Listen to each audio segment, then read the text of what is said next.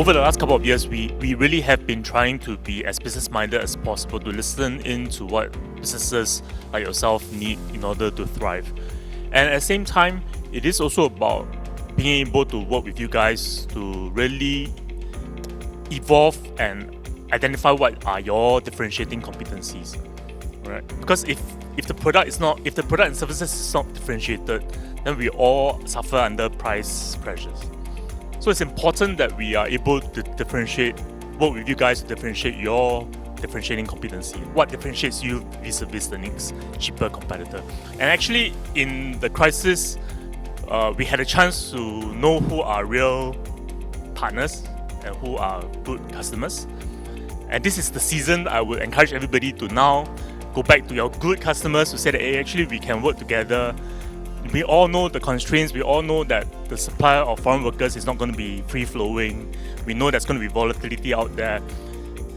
From this season until 2029, go to your good customers and say that, can we now forge a long-term partnership to work together so that you can support their projects and execute sharply? We should know very well where our niche are in terms of our capabilities, where we can value add, and even our niche in our relationships. And I think that's where each firm should concentrate their efforts. And whilst concentrating the efforts in that area, I think then they would be able to perform and deliver.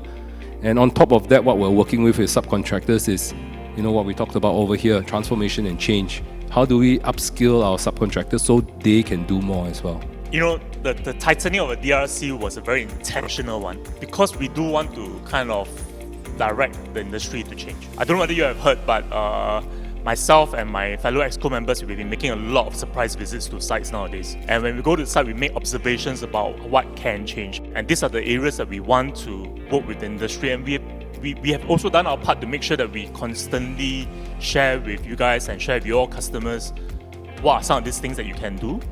So from all the site visits, we are picking up all these observations and we're playing back to you guys in terms of the low-hanging fruits that can be changed.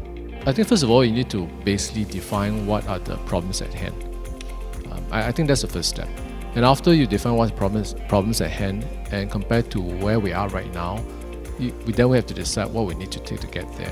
Put in place a culture that not only assure people that it is okay to basically be different, but at the same time also encourage that we're prepared to be different for the right reasons. Of course, not being different for the sake of being different.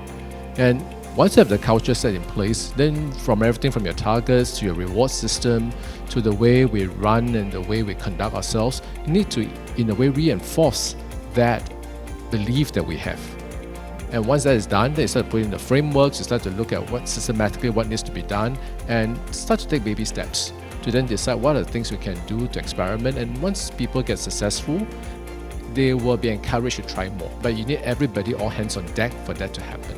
And at the same time, be prepared to speak up, not just within the firm, even say with regulators, with your partners, with your customers, because some of these changes, unfortunately, is not a one-dimensional change. You need everybody to tweak a little bit to facilitate that.